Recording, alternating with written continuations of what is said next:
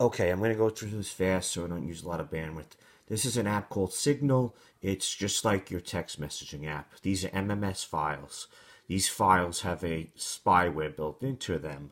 This one came from somebody's phone number in my contact list. Look how many they hit me with.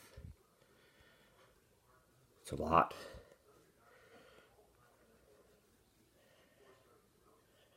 Second one from my phone list. Again, it hit me a lot.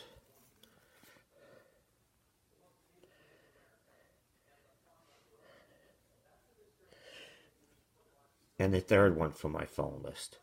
These MMS files basically execute on their own. You don't have to touch them.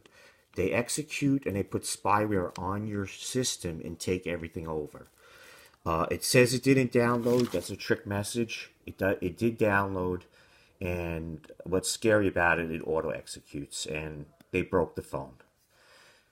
Thank you.